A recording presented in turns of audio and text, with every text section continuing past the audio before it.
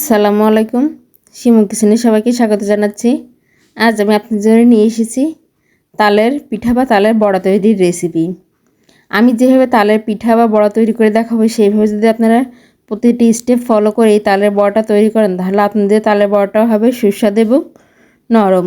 অনেকে আছে তালের বড়া তৈরি করার পরে তালের বড়াটা শক্ত হয়ে যায়, তার সমস্ত সমাধান আমি আপনাদের এই রেসিপিতে দেখাবো। তো চলুন তালের বড়া তৈরি করি। এর জন্য এখানে আমি 2 কাপ চাউলের গুঁড়া নিয়ে নিয়েছি আর দিয়ে দিচ্ছি 1 কাপ আটা বা ময়দা। আমি এখানে হাফ কাপে করে 2 বারে দিয়েছি, তাই এখানে টোটাল 1 কাপ হয়েছে। আর দিয়ে দিচ্ছি হাফ চা চামচ লবণ। লবণটা দিলে পিঠার স্বাদটা বাড়ে। দিয়ে দিচ্ছি 3/4 কাপ চিনি।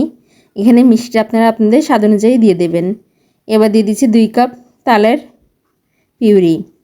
তালের পিউরি কীভাবে বের করবেন তার একটি ভিডিও অলরেডি আমার চ্যানেলে দেওয়া আছে, আপনারা চাইলে সেখান থেকে দেখে নিতে পারেন। আর এখান থেকে অবশ্যই তালের কাঁচা রসটা ব্যবহার করতে হবে। এখানে তালের পিউরিটাকে জাল দিয়ে নেওয়া যাবে না, তাহলে কিন্তু তালের পিঠাটা শক্ত হয়ে যাবে। সেক্ষেত্রে পিঠাতে আপনারা যতই ময়দা দেন তবুও কিন্তু আপনাদের পিঠাটা নরম হবে না। এর জন্য কাঁচা তালের পিউরি দিয়ে আপনারা পিঠাটা তৈরি করবেন। এবার হাত দিয়ে ভালোভাবে এটাকে মেখে নিচ্ছি। আপনারা চাইলে এই পর্যায়ে এখান থেকে নারকেল ব্যবহার করতে পারেন, তবে আমি ব্যক্তিগতভাবে তালের পিঠার মধ্যে নারকেল পছন্দ করি না, এর জন্য মধ্যে আমি নারকেলটা বাদ দিয়েছি। এটা আমি খুব সফট করে মেখে নিয়েছি। এবার এটাকে একটা সাইডে রেখে আমি চুলায় কড়াইতে তেল বসিয়ে দেবো। এখানে আমি পর্যাপ্ত পরিমাণে তেল দিয়ে দিয়েছি আর তেলটা আমার গরম হয়ে গেছে। এবার আমি হাতের সাহায্যে তালের বড়াগুলো দিয়ে দিচ্ছি। দেখুন আমি ঠিক কীভাবে দিচ্ছি, এখানে আসলে বলে বোঝানোর মতো নেই, আপনারা দেখে বুঝে নিতে হবে যে তালের বড়াগুলো ঠিক কীভাবে দিচ্ছি। আমি যেভাবে দিচ্ছি এইভাবে দিলে তালের বড়াগুলোর শেপ কিন্তু একই রকম হয়।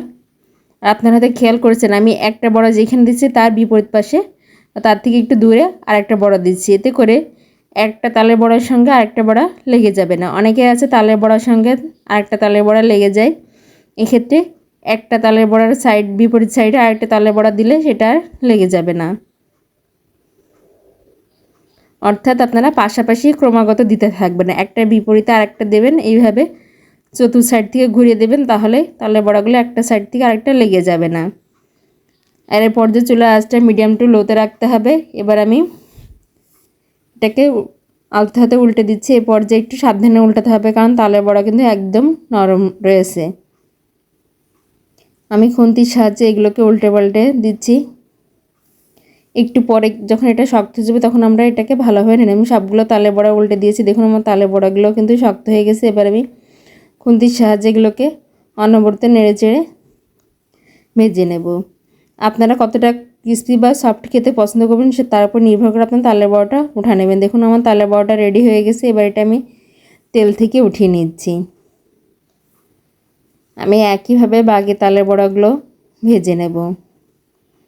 আসলে অনেকেই আছে তালের বড়া তৈরি করার পরে শক্ত হয়ে যায়। আমি আপনাদের সাথে আজকে যে পদ্ধতিতে তালের বড়া তৈরি করে দেখালাম, আপনারা যদি আমার প্রতিটি স্টেপ ফলো করে এইভাবে তালের বড়া তৈরি করেন তাহলে আপনাদের তালের বড়াটা কিন্তু 24 ঘন্টারও বেশি সময় ধরে এটা সফট থাকবে আর এর স্বাদটাও হবে অনবদ্য।